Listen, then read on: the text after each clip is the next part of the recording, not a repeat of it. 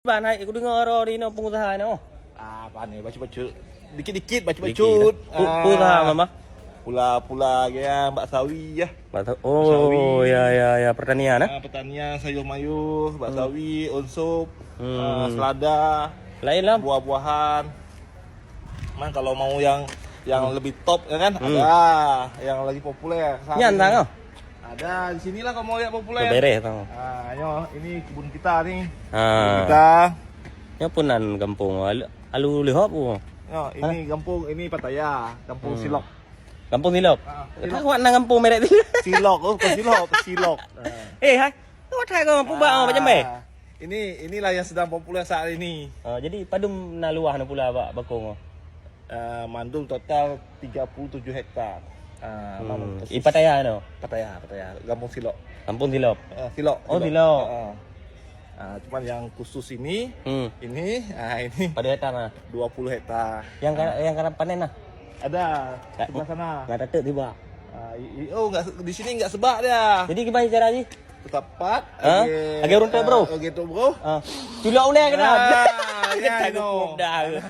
Ada si Bak lagi sini. Tengok cara pergi bakung Thailand ah. Si Bak agak jalan lagi sini. Nanti menyapit bakung Thailand tumpuk oleh ke runtuh, bro. Tulak uleh lah tak hirup you.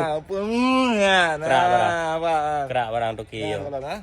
Kalau lebulun ah. Nyok pada mula. Lebulun. Oh, hanam bungang lah. Nong lebulun lah. Baru tak. Nyok karaya pecut tang. Nyok lebulun ah. Nyok ni kalau ni. Iya. Oh, na merek mendum. 16% baru. Ni kalau le nyok raya-raya un kah? Nyok halu-halu, nyok pu merek oh. Nyok ganja apa oh? Dia ada kualitas ini yang siam. Oh, siam. Ini bukan siam. Kalau yang siam besar-besar daunnya. Oh, berarti nyok ge manuk tiam bangko. Ya. Oh, kampung bro itu jenis ganja. Ya, jenis ganja yang daun siam. Tuh. Yang biasa aja. Jak ada yang tempat kalau panen nak. Dia cik. Apa dia bro boleh tak? Dia cik. Oh, nyong kuputih sapotut leh. Puji lam. Yang siam Bangkok, yang siam sapotut Wiraun kan? Nya siam Bangkok yang super tapi kan? Super. Oh, betul, Tapi yang raya aja kan? Nak kalau kan? Beda kan? Yang diun kan je lah. On je tapi berarti kan dia dah cok on tak balik bakung le dalam. Je tapi Ino nak pakai on je. Bunganya. Oh, bunga. Kalau orang Aceh bilang dulu apa? Bajing. Gawat dah. Berarti Ron jamun dari Aceh ni ekspansi kena.